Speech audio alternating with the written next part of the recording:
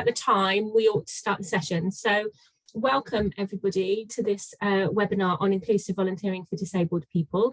My name is Ruth Hollis, I'm Chief Executive of Spirit of 2012, and we funded this research with the researchers that you will hear from today. So I've got a couple of housekeeping things to say, and then we will commence with the webinar. So in time-honoured fashion for these online events, and it feels like we all know the drill, but just to repeat it again, please use the chat to introduce yourself, say where you're from, which part of the UK you're from, and your organisation.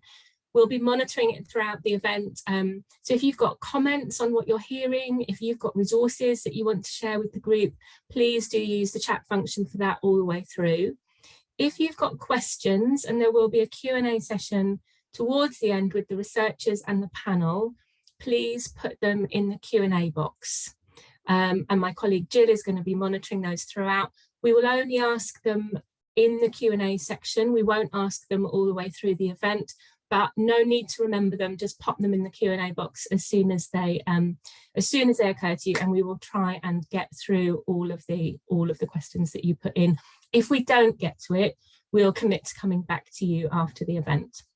Some of them we may answer in the Q&A function. I think I've said before, but for newcomers to this, we are recording the event. The recording has already started. We'll put the recording up on our YouTube channel afterwards, and we'll be able to send a link, and we'll also send a link to the report to everybody that signed up today. So in terms of the agenda for this afternoon, first you'll hear from the research team. We're then going to have 3 short responses from our panel, and then a Q&A with both the researchers and the panel, and my colleague Amy is going to sum up briefly at the end. Before we kick off, I just wanted to say a few words about Spirit of 2012 and why we're interested, really. So we were set up in 2013 as the London 2012 Olympic and Paralympic Legacy Funder, with an endowment by the then Big Lottery Fund. And one of our trusted objectives is around enabling volunteering opportunities, partly following the success of the games makers.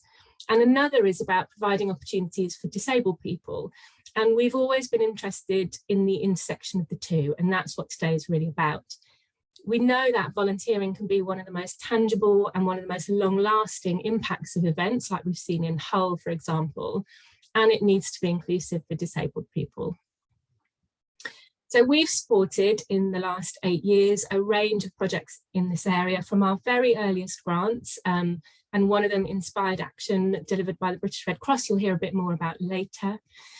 We've been working with Hull Volunteers, Hay Volunteers, and running an inclusive volunteering programme in volunteer-led museums with the Dorset Volunteer Centre, and Chloe will be in the panel later on.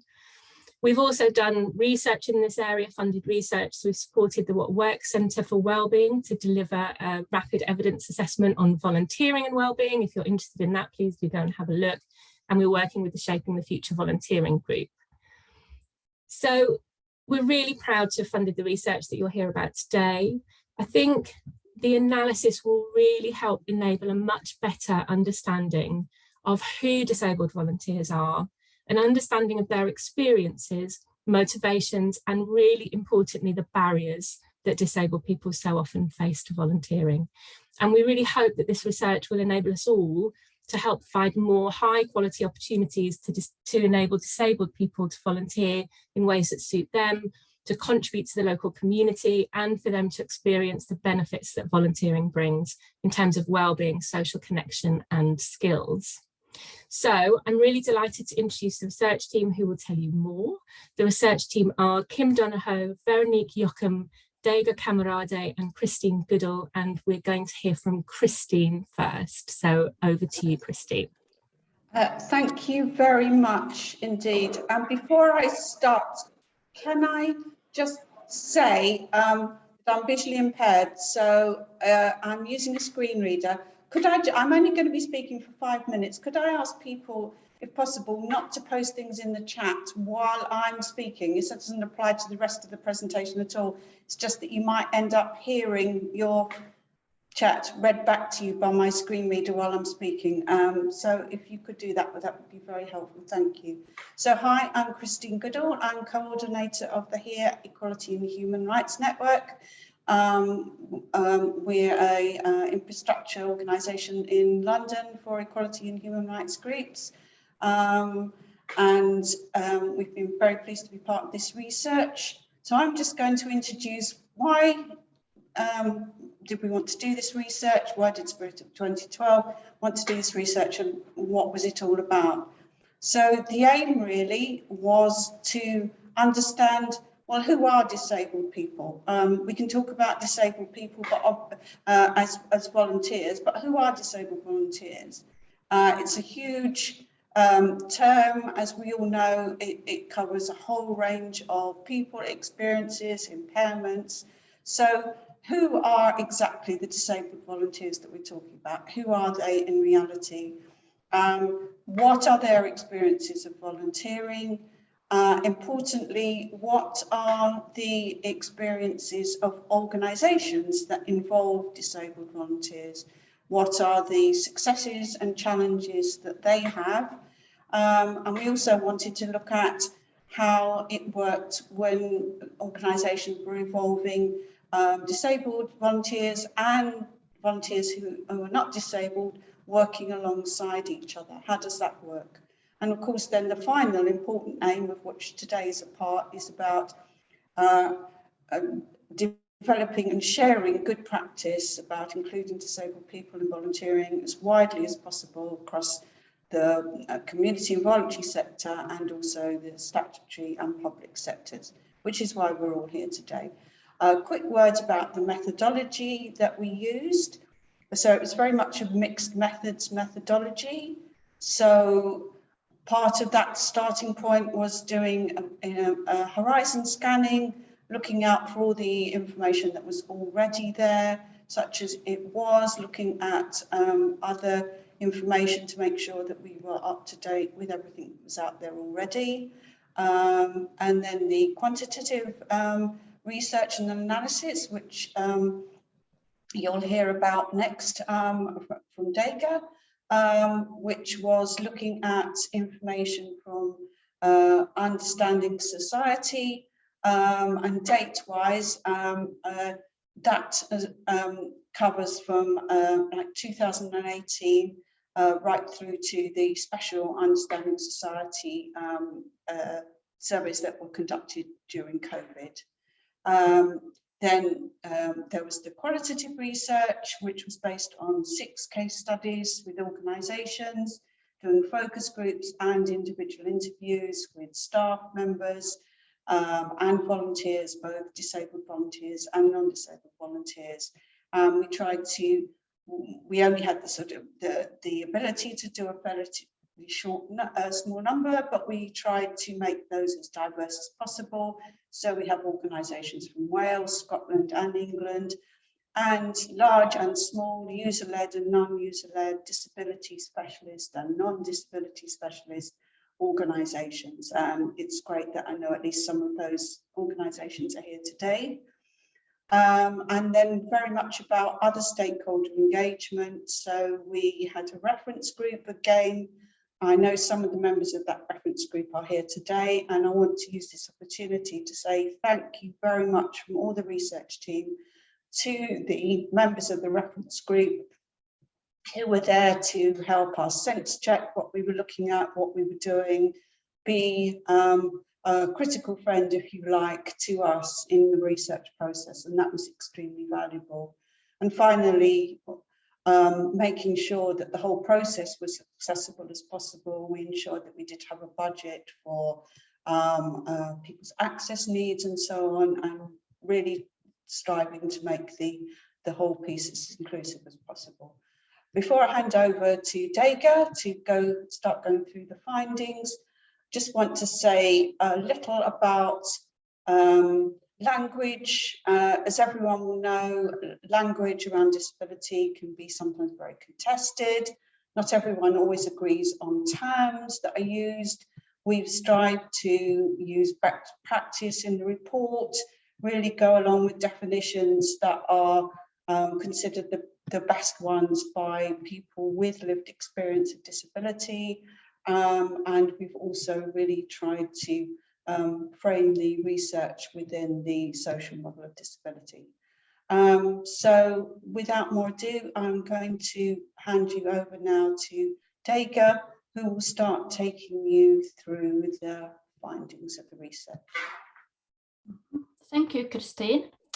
I'm Daiga Kamerad. I'm reader in Work and Wellbeing at the University of Salford. And as Christine already mentioned, we started our research by taking the stock of who disabled volunteers are. You can find detailed results in our report, but I will give you some highlights.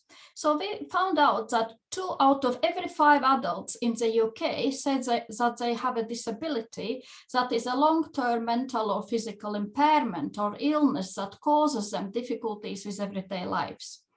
Disabled volunteers have a wide range of impairments.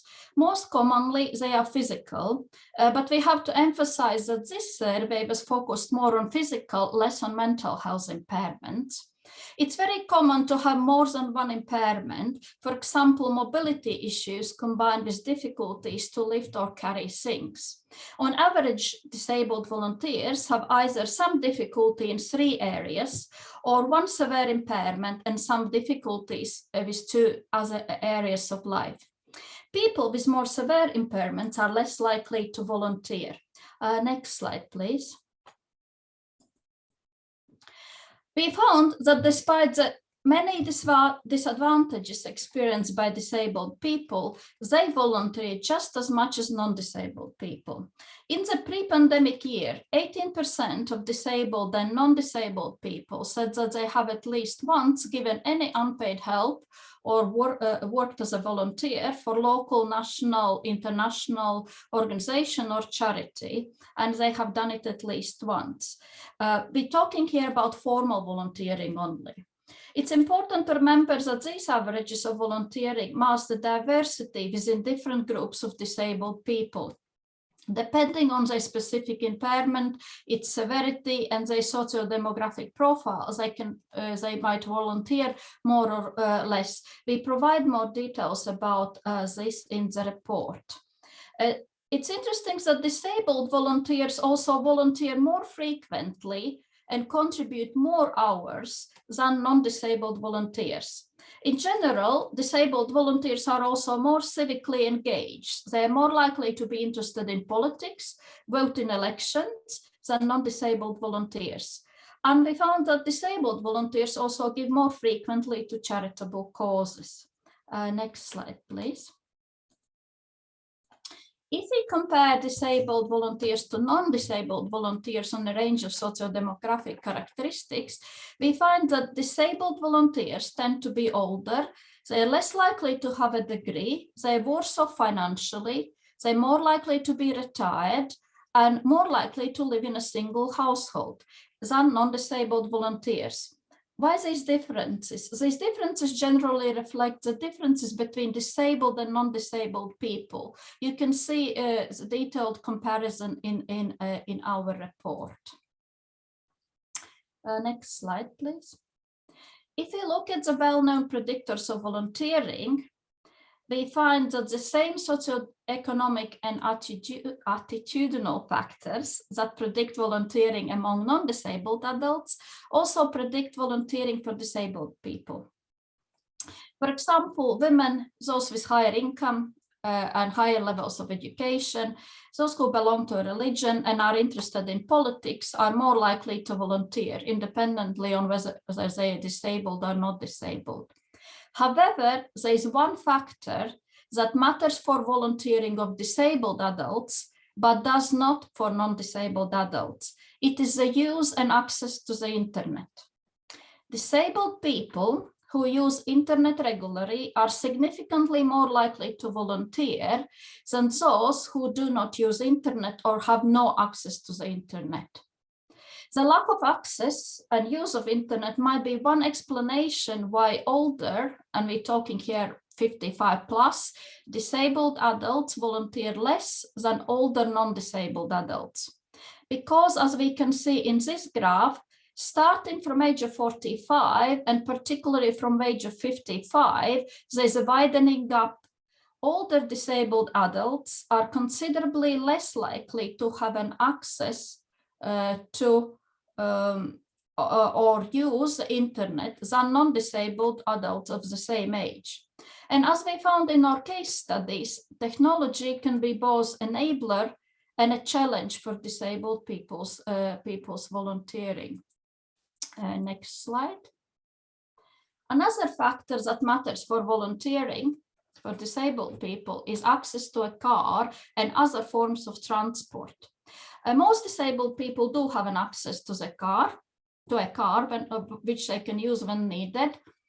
But when we compare disabled people with an access and without access to the car, we see that those who have no access to a car are less likely to volunteer. And this effect was stronger, particularly for disabled people. We also heard in the interviews that for many of the disabled volunteers, transport is the most important and most often cited area where support was needed. Next slide, please. We also looked at how volunteering has changed during the pandemic. As we can see in this graph, the levels of volunteering dropped considerably during the pandemic. They dropped to a similar extent for disabled and non-disabled people. And the rate of volunteering had not recovered yet by March 2021. This is when the latest data are available. The drop was because both disabled and non-disabled adults were less likely to start volunteering and more likely to stop volunteering during the pandemic. Again, it's important to remember we measured only volunteering through an organization, formal volunteering. Informal help behavior might have been different, but that was out of scope of our study. Most of disabled and non-disabled volunteers said that they're volunteering for reasons other than coronavirus response, and the proportion of new starters who were motivated by supporting coronavirus response dropped as the pandemic progressed. There were no differences during the pandemic how disabled and non-disabled people volunteered. They mostly volunteered in person with or without other volunteers and in one's own home using the internet. So this was just a taster of our results. There's much more in our report. And now I will pass on to Kim, who will tell you about what we found about volunteer experiences behind these numbers. Thanks, Dega. I'm going to talk to you about the findings from our case studies about the experience of volunteers and the experience of organizations. I'm going to start with the findings related to the volunteer experience, and I will share with you a few quotes from the people that we interviewed as I go. I want to reiterate that much more detail is available in the full report, which is now on the Spirit website to download. So starting with volunteer experience, disability may play a role in one's decision to volunteer, but this is not always the case. It does shape how people volunteer, which types of volunteering activities or roles they get involved in, and how frequently or how long they volunteer for. Having a purpose and structure to one's day and something to do was a prominent theme within the interviews. Disabled volunteers feel more useful than disabled adults who don't volunteer. And for those disabled volunteers who saw volunteering as an alternative to paid work, some treated their volunteering role more like a job, put in large amounts of time, and also experienced more stress related to their volunteering than others. One of the disabled volunteers that we interviewed said, "I feel that I do have quite a bit to offer. I've applied for many, many paid jobs and unfortunately not been successful in securing. So I like to volunteer as an alternative to that." The personal benefits experienced by disabled volunteers are very similar to those for all volunteers. And that includes benefits such as improved health and well-being, increased confidence, or skills improvements, for example. One of the other disabled volunteers that we interviewed said, "Two ladies came up and said my name one day when I was out shopping, and I asked, 'How do you know me?' They said, 'From Scope,' and that made me feel really good that they knew my name." Other benefits of volunteering relate to the wider community and include improving understanding, support, and knowledge about disabled people. And this included volunteering alongside non-disabled volunteers and using volunteering as a way to increase visibility. One of the volunteers that we spoke to said, the charity shops also serve to teach the public about disabilities. We have many disabled volunteers, and exposure is important in relation to public understanding and support about disability, especially for children. Could I have the next slide, please? Thanks. Disabled volunteers are predominantly positive about their experience, particularly if they feel well supported, useful, connected, and valued. However, there are significant challenges for disabled volunteers. The practical barriers encountered related to accessing volunteering opportunities and accessibility more broadly. There are issues around the application process, transport, digital exclusion, and welfare benefits. These were frequently mentioned by the disabled volunteers that we spoke to. The application process is a particularly important pinch point for making volunteering more inclusive for disabled people, partly because it's the front door of the organization, and if the front door is closed, then you can't get into the organization. The challenges encountered by disabled volunteers also related to cultural or attitudinal barriers from the public, organizations, paid staff in those organizations, or other volunteers. Disabled volunteers experience stigma, stereotypes, and bias from all of these groups. And while direct discrimination is less common, it still exists. I want to share one more quote from one of the disabled volunteers that we interviewed. And they said, I often feel that the main difficulty that people with disabilities face are the misunderstandings of other people, or other people feeling that they know what you need or what you don't need, and what you can or can't do. There are obviously things that you can't do, or you may need assistance with either technology or via another person to do. But I just think very often other people sort of leap to these conclusions, and it's very unhelpful. Next slide, please. I'll move on to a summary of the organizational experience. So organizational perspectives and approaches to inclusion are shifting. There is an increasing focus on equity, diversity, and inclusion, and an increasing interest in that. But there is still a lot of siloed working. For example, not linking EDI and volunteering strategies within an organization. There is lack of knowledge and confidence about disability, about the diversity of impairments, about intersectionality, and about the social model of disability. The understanding of what this looks like in practice remains limited for many organizations on the ground, and this lack of understanding leads to poor support and missed opportunities. One of the volunteer managers that we interviewed said to us, the social model influences the way we approach problem solving with volunteers. The problem is never the impairment or the person, it's about eradicating the barriers and challenges. It backs up what we do. So volunteer management is inclusive when it is relational, based on supportive relationships, and takes a people-centered approach. The challenge for organizations was around disclosure and trust. One of the volunteer managers that we spoke to said, not everyone discloses their needs at first, so it's important to keep asking and be open throughout. At every stage of the process, keep asking. Needs change over time sometimes. It's important they feel comfortable asking. We need to make them feel at ease. So flexibility is also key to organizations being able to support disabled volunteers, as is the ability to create a safe environment where disabled people feel comfortable disclosing their support needs. Next slide, please.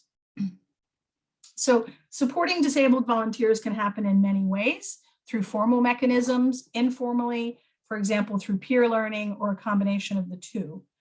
Volunteers have different needs, which is why the combination of trusted relationships in order to disclose needs or requirements, and flexibility in order to match needs to volunteer roles proved so important and is crucial to the initial and sustained involvement of disabled volunteers. Adequately meeting access needs takes capacity, but many adjustments can be made with very little resource implications. We all know that volunteering is not cost-free, and organizations need time and resources in order to engage and support volunteers. The organizations that we spoke to found it difficult to predict what types of adjustments might be needed, and then to consequently budget for those possibilities. Volunteer expenses are still an issue, and transport costs are particularly important to disabled volunteers. One of the volunteer managers that we interviewed said, access to work only offer funding for paid members of staff, not voluntary roles. That's one of our barriers. As much as we want to provide support and adjustments for volunteers, we're inhibited by cost and budget. It's a shame because when there's so much appetite to do more and better, the challenge is always resource and budget. It's the barrier we all come up against, even as a disability charity. Another key challenge for organizations is related to tensions between being mission-driven and supporting people.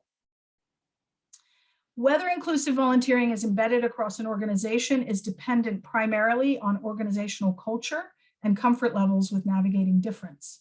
Ensuring everybody within an organization is on the same page can be challenging. And the last quote I'll share with you from a volunteer manager who said, I think the organization is undermotivated to engage disabled volunteers. I'm trying to have this conversation with the people that I work with, and I don't think it's conscious prejudice.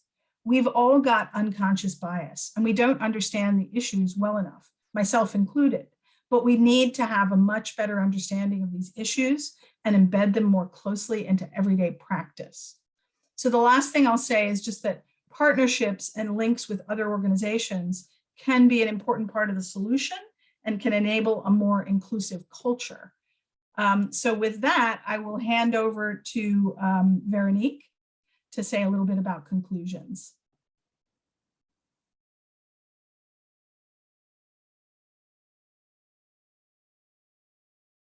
I'm having problems with my slides, unfortunately. There goes. So I'm going to be looking to the future, and my next few slides are drawing together some of our concluding thoughts, focusing on the implications of the research findings for practice and policy, and what they might mean for volunteer managers and coordinators, organizational leaders, funders, and policymakers. In the report, we have quite a few concrete suggestions of ideas for action.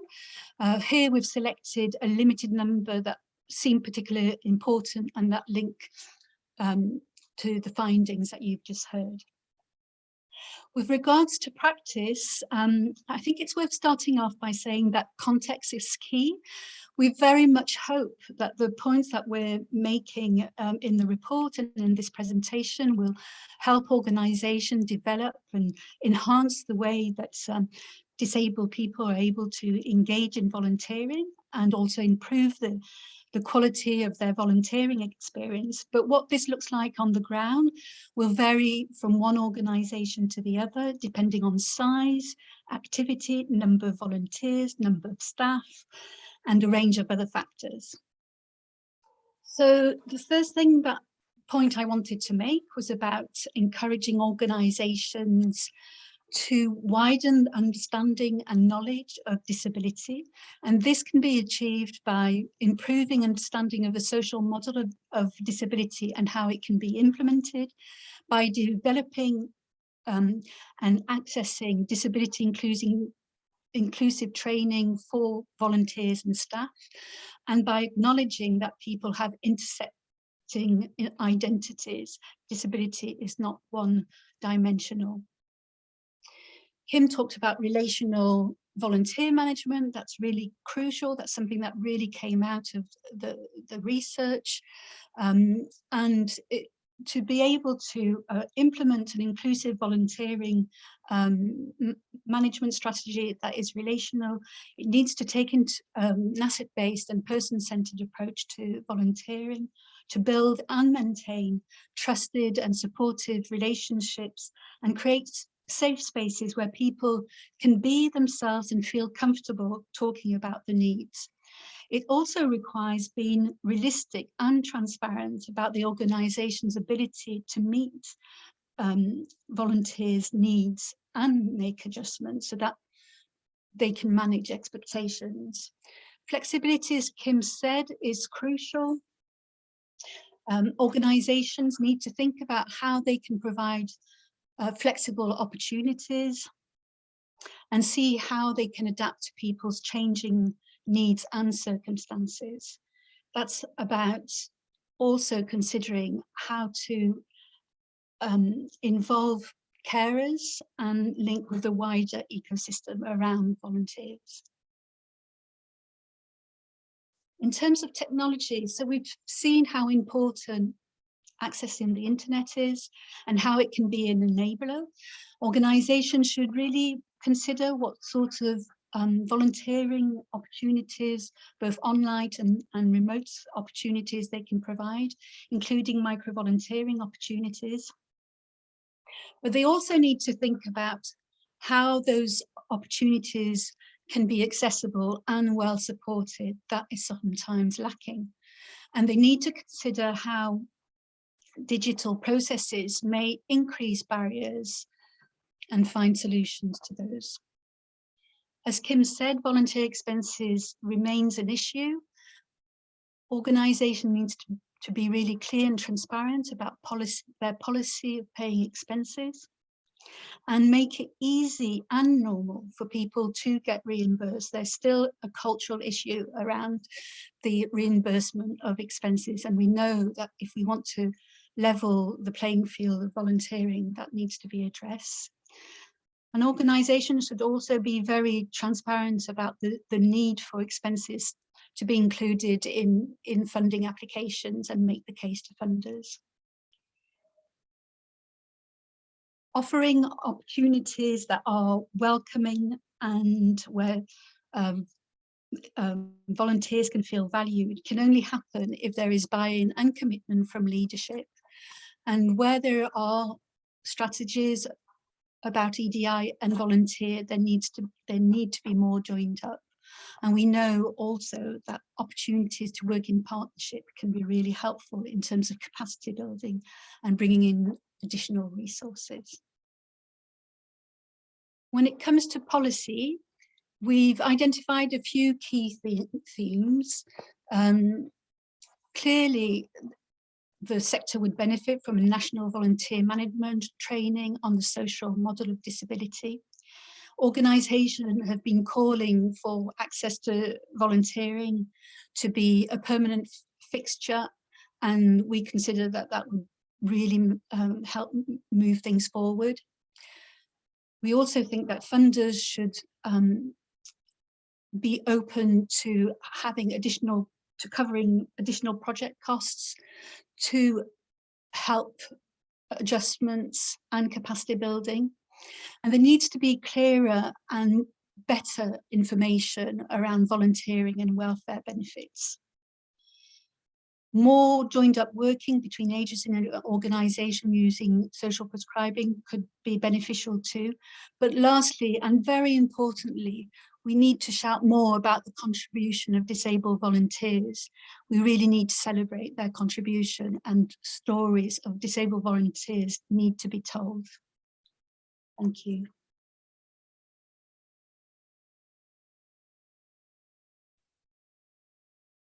That's fantastic. Huge thanks to Christine, Dega, Kim and Veronique. That was an incredibly rich presentation and there's a lot in there. So I'm very much looking forward to hearing the responses and then having some time for Q&A.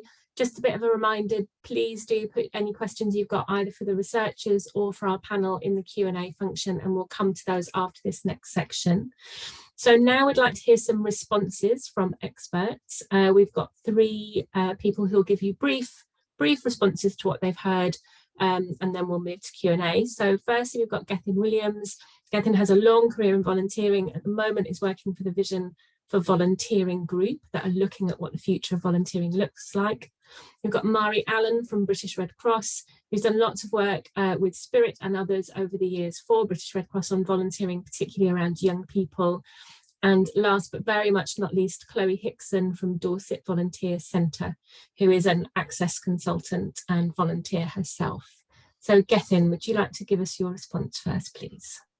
Thanks ever so much, Ruth, and thank you to all of you. I'd like to thank Spirit and the authors of the research for the report. It feels very timely, and it's a very rich report that really moves our understanding of disabled volunteers on tremendously, and has an awful lot of practical benefit for our practice, really. As Ruth was saying, one of the things I'm doing at the moment is supporting the vision work, and I'm going to respond briefly by trying to put the importance of this report in the context of what the vision is trying to do. For me, the overall value of this report is its practicality. It really helps make our practice much more inclusive for volunteers with disabilities. And I love the fact that the report is packed with loads of data, which gives us clear starting points for planning volunteering programs, but also loads of really actionable insights as well for tweaking our kind of current practice. I know many of you on the call are practitioners, leaders in volunteering. Looking at the guest list, it feels like very much the people that are responsible for making volunteering work within your organizations. And I see this as a really essential reference document for you that puts down a marker for what improving practice looks like in this area. So I was asked to sort of have a think about this in relation to other things that are going on in volunteering, like the vision for volunteering. And don't worry if you haven't seen that. And I'm just going to say a few things about how I think they align and they resonate with each other, really. The tone of what the vision for volunteering is trying to do chimes really, really strongly with the purpose of this report, I think. And if your organization is new to engaging volunteers with disabilities, there's an awful lot that both initiatives can kind of do for you, really. The vision is a really interesting exercise to try and describe. It's one of those things that I think is easier to say what it's not than what it is. So you might have heard a bit about the vision and thinking, well, you know, is it a manifesto? Is it a detailed action plan for the future of volunteering? It's not really. It's not quite like that. It started as a discussion on what we in volunteering think is really important for the future of volunteering. And it's trying to sort of set out a vision, really, a vision of the future of what really good volunteering practice could look like and what it could do. And that's why it chimes so nicely with this report. So it's a bit of an attempt to set a new direction for the volunteering movement. And it tries to do a couple of things that I think are interesting for this report that we're talking about today. Firstly, it's trying to capture the vision, this is the sort of spirit of the moment that we have in volunteering right now, which is sort of off the back of everything that we've just been through at the height of COVID. Some trends in volunteering that were probably around before COVID that have been accelerated a bit by the period that we've just been through. So the vision is kind of grounded in the recent past, I suppose, in that sense, but it's also trying to pick up on a lot of wider issues in society that we're all trying to address in our organizations in different ways.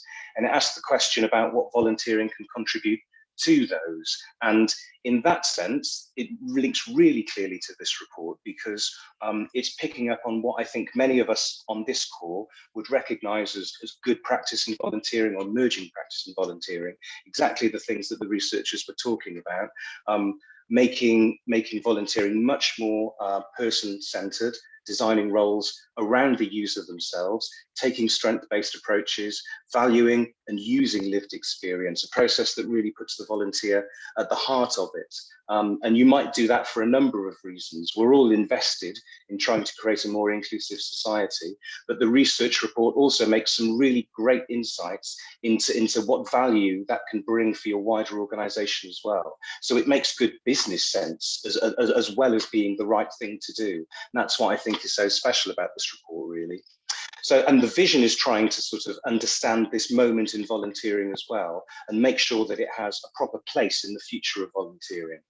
And this isn't to denigrate cause-based volunteering, where a lot of people come together at a moment of acute need en masse and trying to solve something really urgent. You don't have to look too far into the recent past to find really good examples of that, and Spirit are very interested in these big moments where we all come together through volunteering. But the vision is trying to, I guess, rebalance volunteering a little bit by saying that there's room for various approaches to volunteering here, and a more inclusive and person-centered one is what many people engaged in the vision feel like is the future. So very briefly to finish off, The vision has 5 key themes, and I'm just going to talk about a couple of them briefly as they relate to this. Some of them are very operational and they're useful for us as managers. So the vision talks about the role of collaboration and experimentation very strongly, and there's loads in this report that you can take and do something very actionable with in that regard. So if you're a manager of volunteering, I'd encourage you to look at it in that sense. But the vision also takes a more strategic look and a kind of wider societal look at some of the issues that we're dealing with around inclusivity. So it has a lot to say about power and how volunteering can be used to distribute power more evenly within our organisations and what role that can play.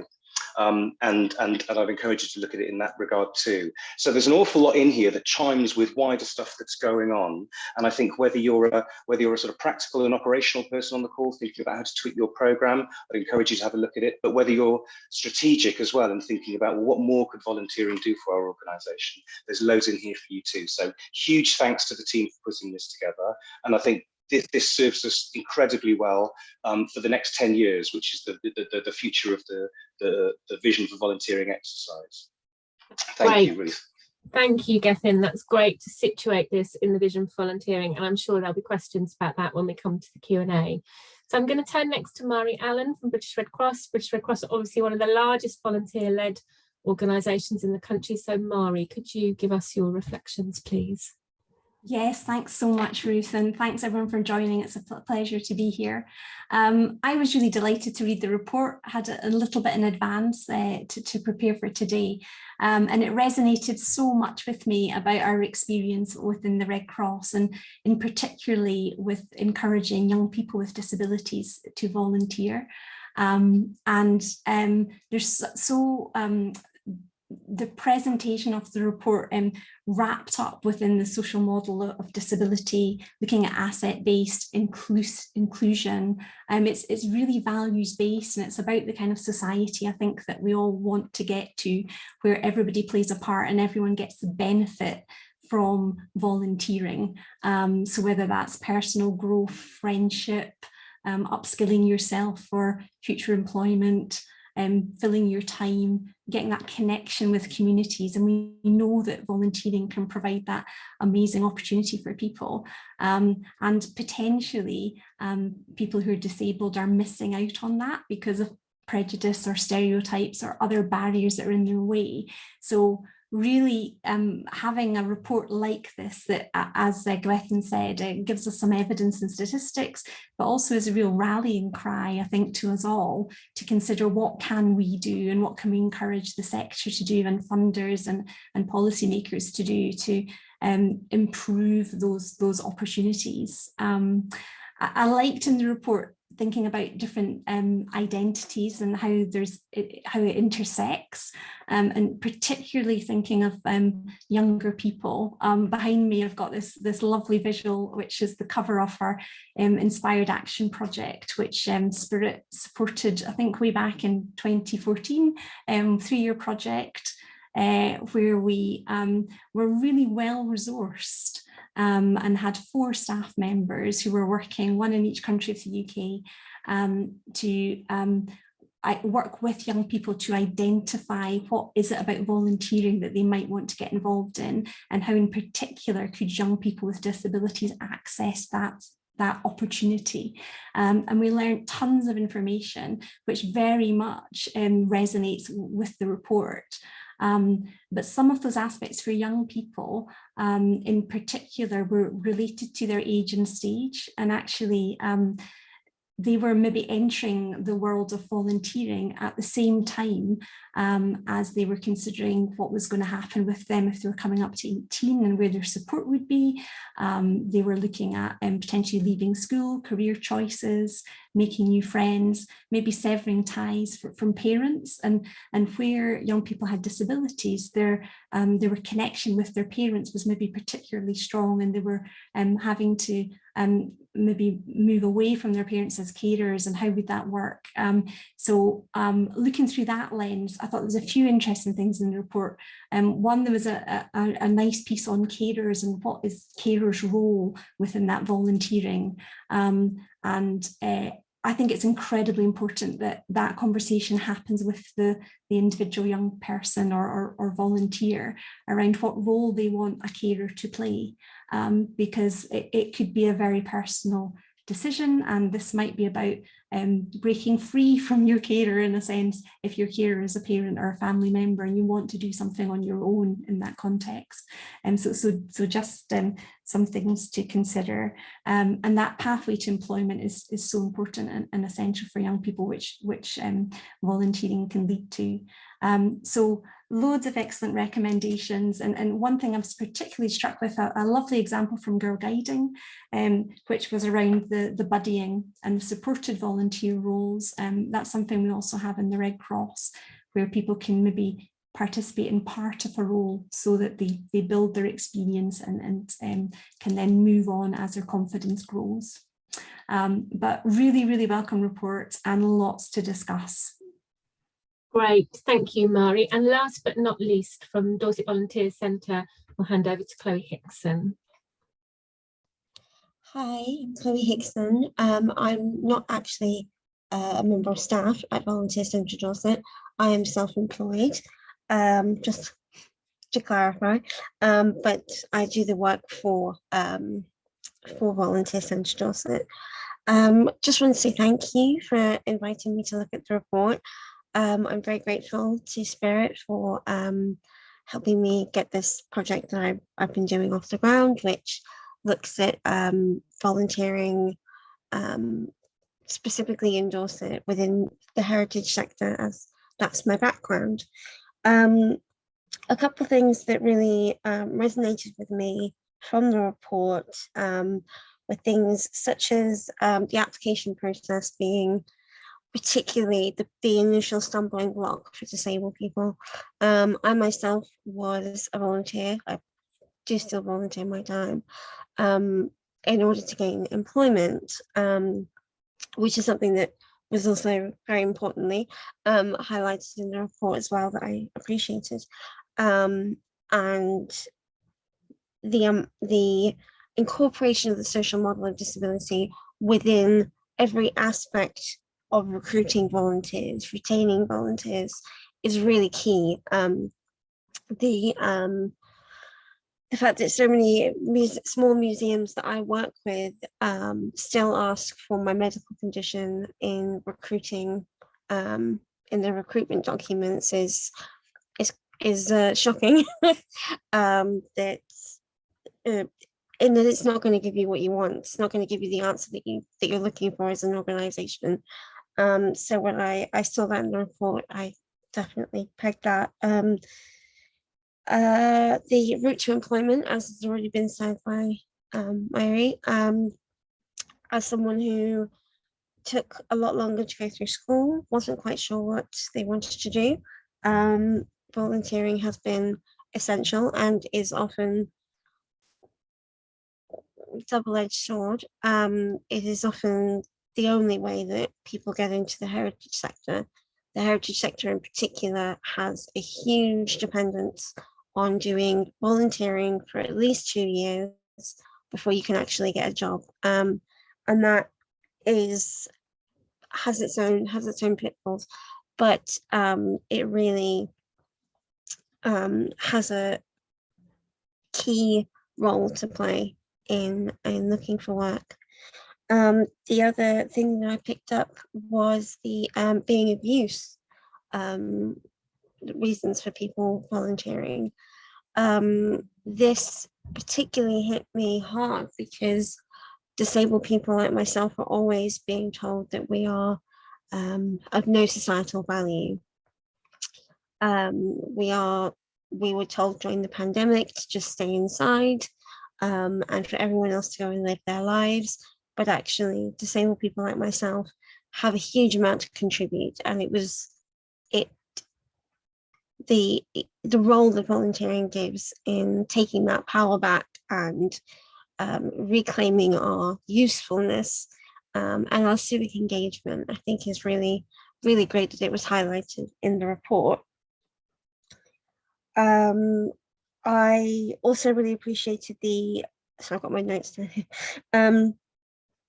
that the organizational culture of the entire organization needs to be examined. That's something that I push for in my work. It's not something that you can give to an accessibility champion or a disability champion. It has to be an inclusive culture from the top down. This is represented in trustees, staff, if you employ staff, and amongst all volunteers. Also, something that I hadn't actually been previously aware of, but actually makes perfect sense, was the fact that some volunteers found that with their benefits and financial support from the government, they were not sure whether they could volunteer, and that was picked up in the report, which I think I've always kind of just said, well, I'm just going to do it, and if the government doesn't like it, then that's fine.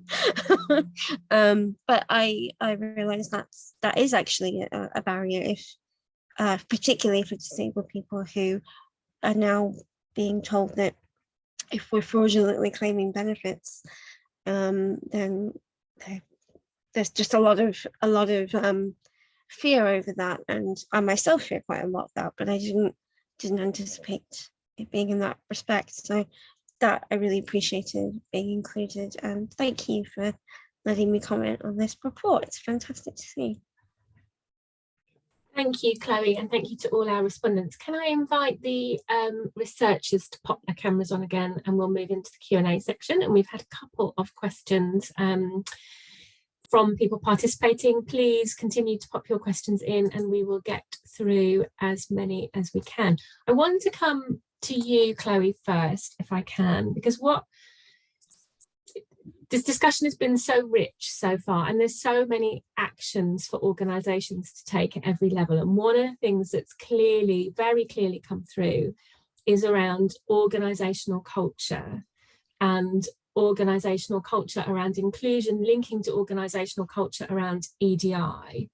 And we've got two questions, I think, that reflect on that. So I'll ask you one of them first and then come to the other one. So one of our attendees has asked for a bit more information around asking medical questions and the application process, and not feeling this not feeling accessible or comfortable.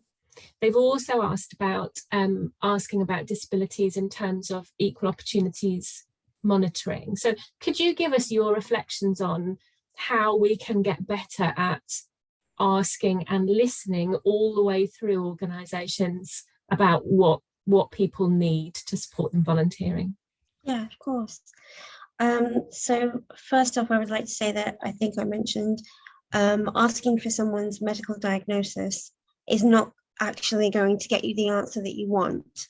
I think that's pretty obvious within this group, at any rate, amongst the panelists, that if I, for example, gave you my medical condition, a doctor would have to look it up.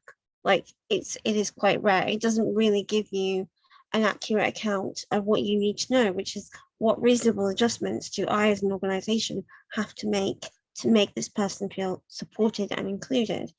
So when it comes to recruitment, that is my main recommendation, is to say what access requirements do you need, and then have a list of the access requirements that you can offer. It's funny, this is happening the same day as the Museums Association All-Inclusive Conference, in which I said the same thing, that actually asking someone what reasonable adjustments the museum needs to make, or the organisation needs to make, that is the key part. There was a second part to your question. I'm going to ask that to somebody else, if that's okay. But I just wanted to come back on that, because one of the things we've noted, particularly actually in arts and cultural spaces recently, is more and more people providing access riders. So not being expected to be asked what their access requirements are, but being able to have something that says, in order for me to do, this is what I require of you as an organisation. Have you got any views on that kind of changing practice, and whether just asking is enough, or there's other things people could put in place? I think it's offering the things that you can offer, basically preemptively. Sort of saying, these are the things that we've done in the past. We're more than happy to discuss this with you. Okay. I can feel it going. I can feel it going. It's going. Oh, that's so annoying. Yeah, asking people. Asking the question. Yeah. Also, you said about declaring your disability, and for monitoring purposes. I think just recognize that this is going to be the number that you get is going to be lower than it is, and if people don't want to declare it, then they don't have to, and they can change their minds at any point. Once they feel a bit more comfortable in the organization, that might be a time when they can start to reach out and say, actually, just so you're aware, I've noticed that this is a problem, and that won't become obvious until they're within the organization. So great. Yeah, thank you. The second part, just on that cultural point, and perhaps I'll come to Mari first, because I know you've got experience of this through some of our projects, was about funders. And one of our attendees has said that the message about expenses and additional costs feels really important, especially with cost of living pressures that we're talking about.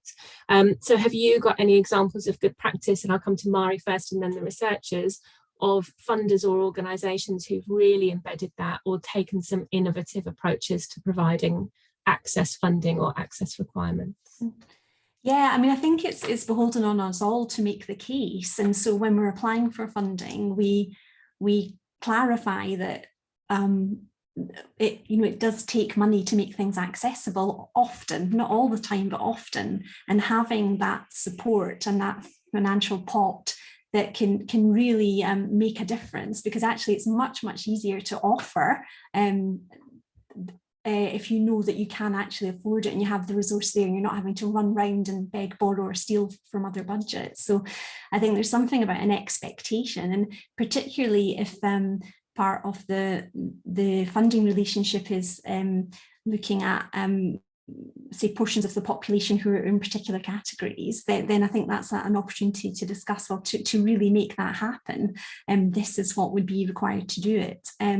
Interestingly, in Inspired Action, we had fantastic support, obviously, from Spirit, and we did have accessibility pots, but actually in this particular project we underspent on that, because we discovered actually what was more important was the people. So people who were supportive, who were really encouraging, who really wanted to make it work for the young volunteers. And actually that's really expensive, so actually lobbying to build capacity in an organisation through support, to have individuals who their role is to make those connections and support, and they're not having to do lots of other things. I mean, I think we really should lobby for that as well, because that is what's going to make a real difference.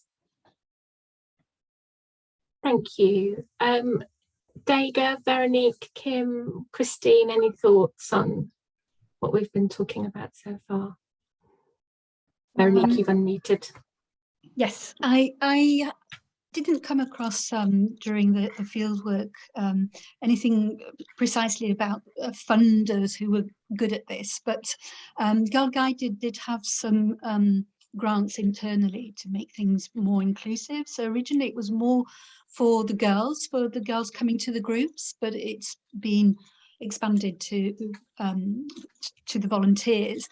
I'm not sure how much the volunteers use it for them. I think there is culturally it's more for the users, the participants, the girls. So I think there is something about the culture of expenses as well. People claiming expenses and making sure that they feel they can claim expenses, that it's okay to claim expenses.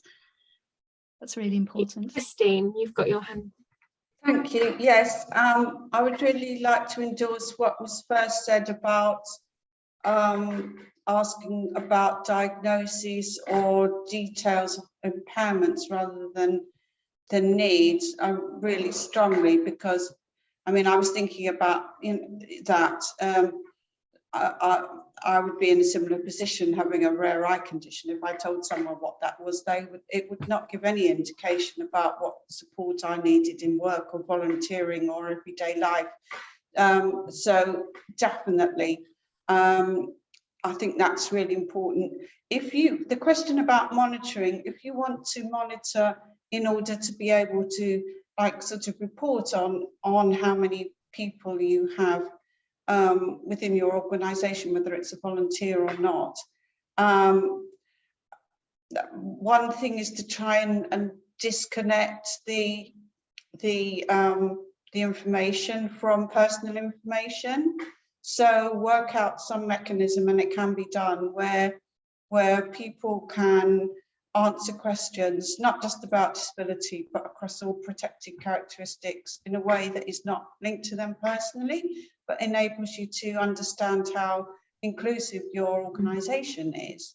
And that can certainly be done, and designing the forms that you may use for monitoring in a way that, you know, there will be probably categories across different protected characteristics, but also allowing people to self-describe as well, so they don't necessarily feel they're putting themselves into a tick box that might not fit their you know, their own identity. And very quickly about funders, I think a lot of the independent charitable foundations and also the National Lottery, for example, are very much aware now of the need to be able to include money for accessibility and inclusion in projects. And in fact, I think applications would almost perhaps be negatively viewed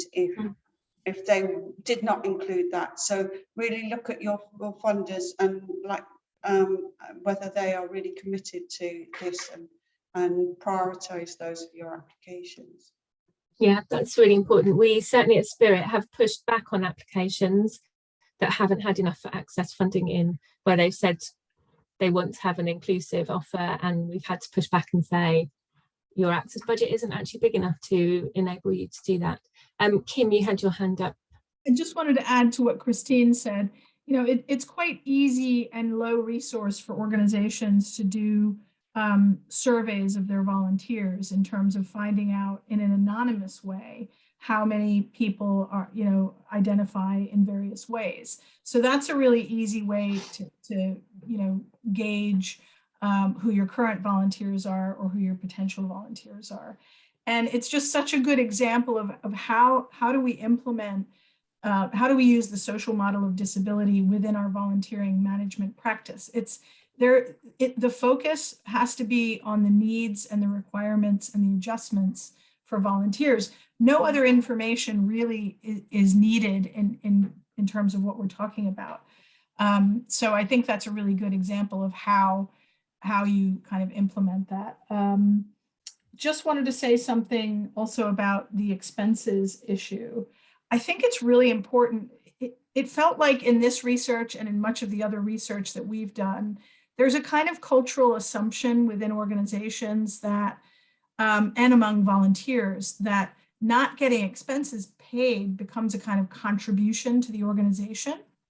And that's a really common assumption.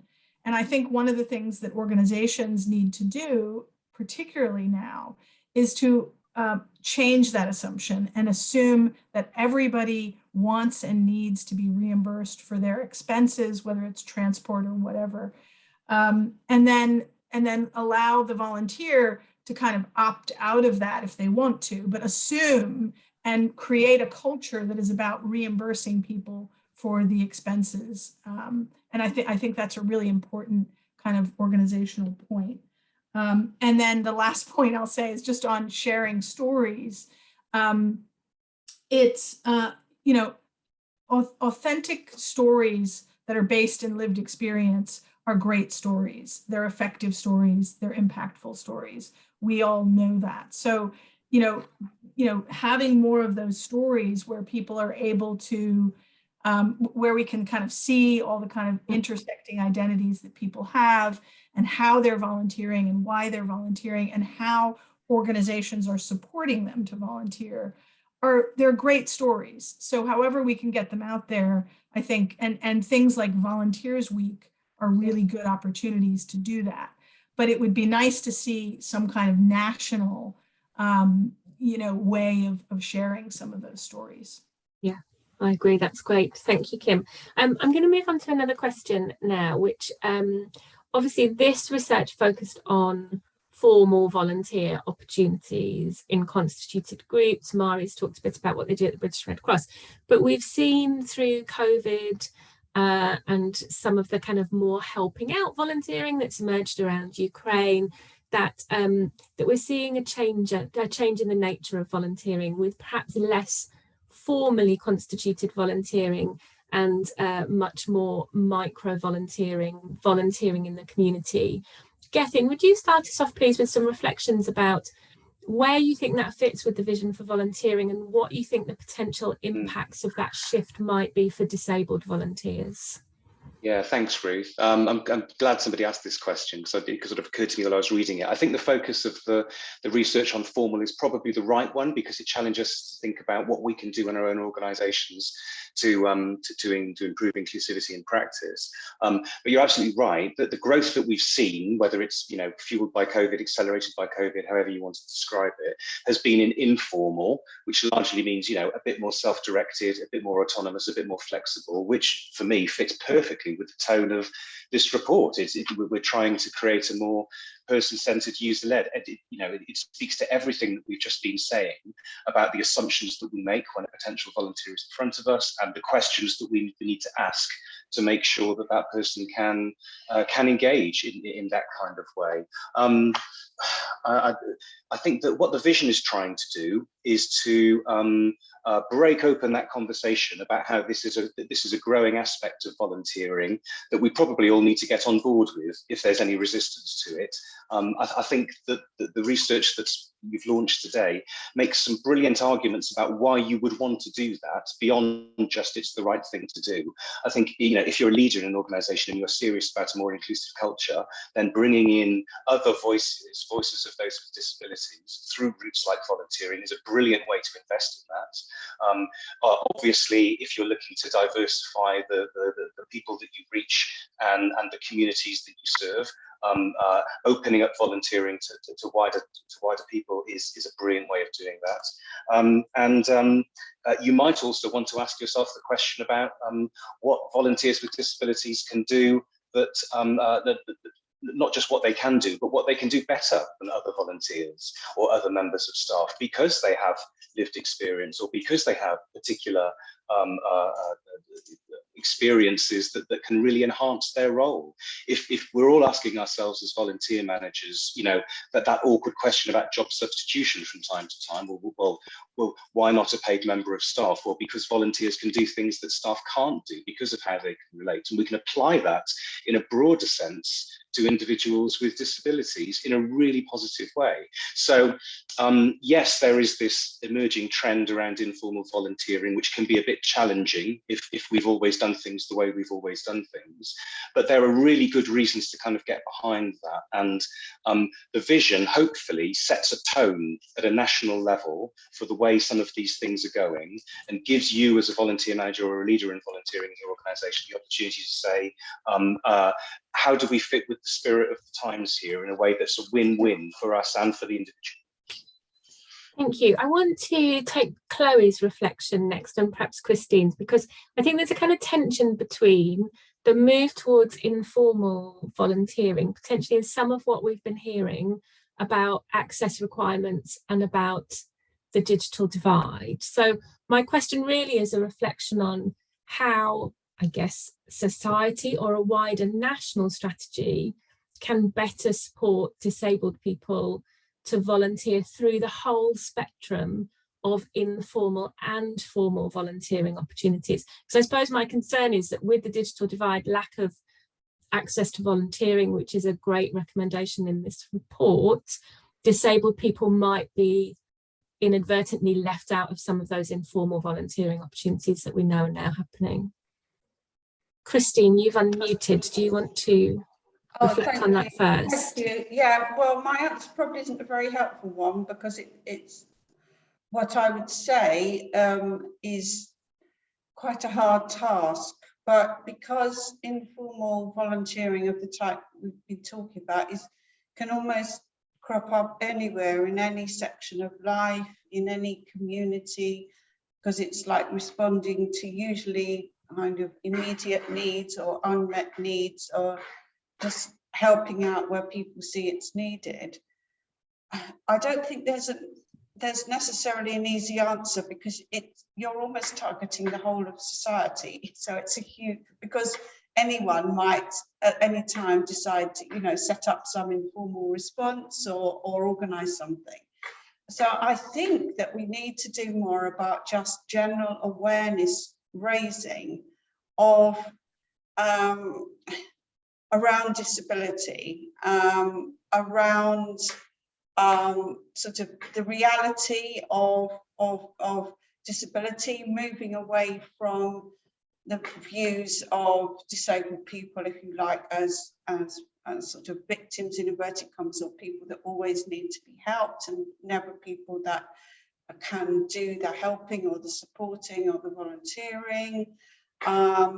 Just more awareness of the barriers that people might face, moving away from sort of the obvious ones. You talk about, you know, you'll talk to someone about barriers to for disability, and probably the average person will immediately move to think about, you know, is the building, can someone who uses a wheelchair get into the building, for example. I mean, that's just a, you know, the classic cliched like example that people give of them, but just raising awareness, because often I'll talk about things and say, oh yeah, I never thought about that, and that's so obvious that might make it more easy or difficult. Yeah. And just like, as a big ask, because as I say, anyone can potentially be organising an informal volunteering opportunity, but just using every opportunity that we can about awareness raising, and the more that people, disabled people, are out there doing things, then the more visible they'll be. Great. And I think that loops back to what Kim was talking about in terms of stories and telling really powerful stories of volunteering. Chloe, did you have any reflections on that question before I move to our last question for the panel? Sure. I pretty much agree with what Christine said. I think the main thing that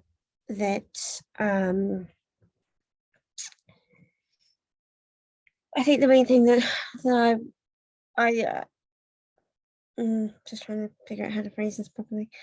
I think those micro volunteering opportunities would be a lot better supported by the other things in life that that need support, things like better living conditions, better healthcare, more funding for the NHS, living wages. All these things will have, in my mind, a knock-on effect, and having the evidence in the report that disabled people don't necessarily volunteer for causes that are to do with their disability, but it shapes the way they volunteer, I think is a really particularly important point to touch on in that kind of regard, that we are aware of the discrimination against disabled people. We're all very familiar, we've all experienced it. So volunteering, I guess, at least I'm speaking for me, I volunteer because I want to improve things for other people, and I recognize that there are things that are that there are things going on and causes that need attention. So that's a very, very vague response. I'm sorry, but yeah, I think, am I making sense? It does. It absolutely makes sense. It absolutely makes sense that the societal barriers need to be taken away to support all types of volunteering. Yeah. So that's a very good way of saying it.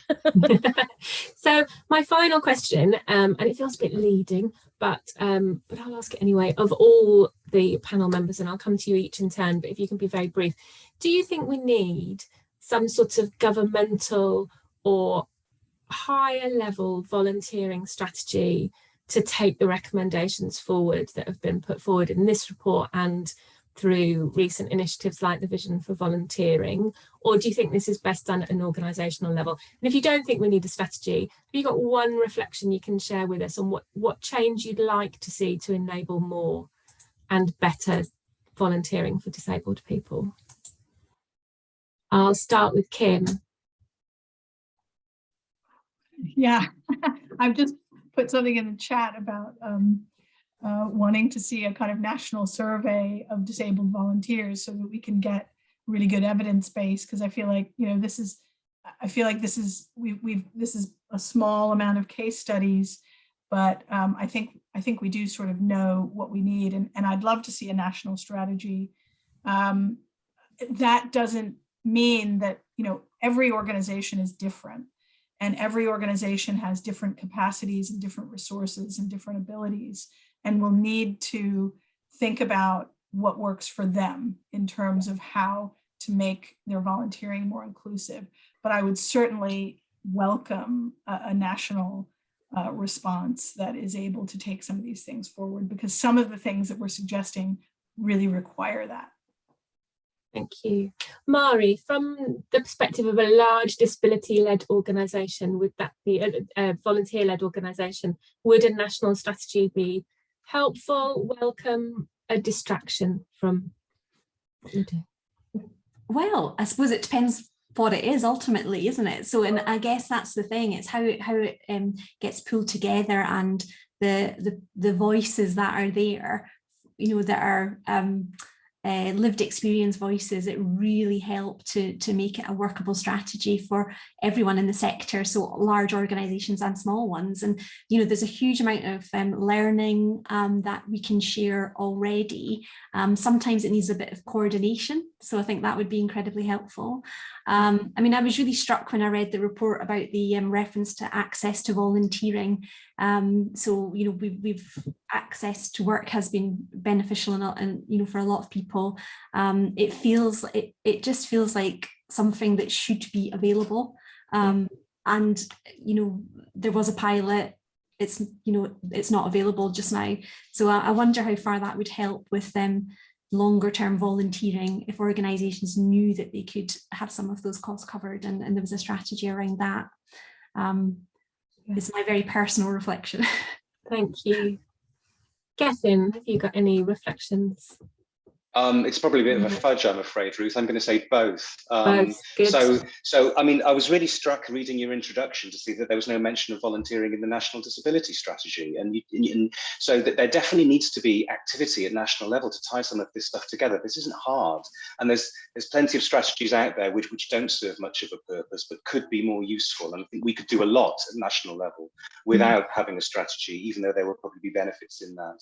But to not do anything ourselves in our own organisations lets us off the hook a little bit easily, I feel, and I'd like to see, and this is what Vision tries to do by encouraging us to think about what kind of volunteering movement we want to see in 10 years, rather than just have one imposed on us through a national strategy. And so I would love it if everyone on the call took this research and went through it themselves in their own organisations and picked out 5 things, which you will do quite quickly, because there's way more than 5, that you can do right now to enhance your practice. Even if it's just through small tweaks, and we could all make a lot of progress just by that act of reflection through helpful tools like this. So and if you're a manager on the call or a leader, I'd ask your volunteer coordinators to go away and do that, and bring back 5 suggestions for you that you can take to your next leadership meeting or equivalent. Great, thank you. That feels like a good place to stop this panel discussion, and I'm sorry, but we've run out of time, but brilliant call to action. Think about 5 things from this report that you can take forward. And I think for all of us working in this space, also thinking about, you know, do we need to advocate more for some sort of national strategy for access to volunteering, for much better and more easily accessible access funding to make this happen. So I'd like to thank the researchers and thank the panel for a fascinating discussion. And I'm now going to hand over to Amy Finch. Amy's Spirit's Head of Policy and Impact, just to wrap up the session this afternoon. So thank you.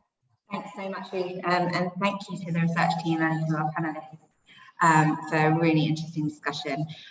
There's also some great links in the chat that people have been putting in as we've gone through. So if you haven't noted those down, don't worry, we'll include those when we send the film. So yes, I just wanted to stress that this research is original. It's the first time that the Understanding Society data has been used to profile volunteers in this way and really unpick to show what factors are associated with volunteering among disabled people. And we've talked a little bit about what some of those standout ones are, including access to the internet being really strongly associated with likelihood of volunteering, particularly amongst older people. Alongside this detailed exploration of the data, I would urge you to look at the volunteer profiles in the report, which Kim gave us snippets of in her presentation. These short snippets from the focus groups and interviews are really illuminating, and I'm sure will prompt reflection even from the most experienced volunteer managers. It's probably where I'd start if I was doing Gethin's call to action there about the 5 things, because it prompted loads of questions in my mind. So what's next for Spirit on this? Well, disabled people volunteer more frequently and for more hours than non-disabled people, as we've learned from the report. So we really want to celebrate that. And next week, starting Wednesday, it's Volunteers Week, and Sunday is Cheers for Volunteers on Thank You Day. So that gives us a chance to further promote this research. It also gives you guys on the call a chance to promote the contribution of disabled volunteers in your organisation, or sharing the experiences of volunteering of your own as disabled people. So please do that next week. We're also working with the Shaping the Future volunteering group at Spirit, some of whom are on the call today, to further collate best practice examples. Shaping the Future volunteering is a really powerful coalition of volunteering organisations committed to increasing inclusivity in their volunteering programmes. So if you're interested in that, again, do get in touch. There was this call to action for funders in the report, and we've had some questions about that today. So as Mari said with Inspired Action, knowing that the budget is there gives staff the confidence they have to be more open with their resources, even if they actually end up underspending. And at Spirit, we've in our recent funding rounds set aside an extra 20% of funding for removing barriers to access.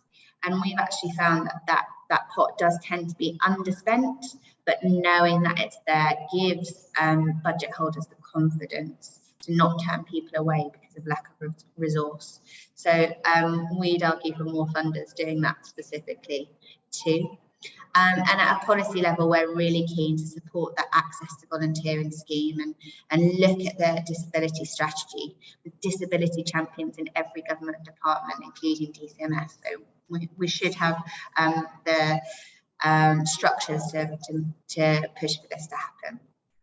And we're delighted to be funding Chloe's project, which she's given as a little snippet of today for disabled people in the heritage sector, and Swim England's project around improving volunteering for disabled people in aquatic sports. We're also conducting our own research with the support of Renacci at the moment into how participation in culture, physical activity and volunteering can change perceptions of disability. So watch this space on that front there. All that remains for me to do is to thank our researchers and panel again, and thank you all for coming and for your interesting questions. Do get in touch if you'd like to explore any of these issues further. Otherwise, have a lovely afternoon. That's great. Thank you, everybody.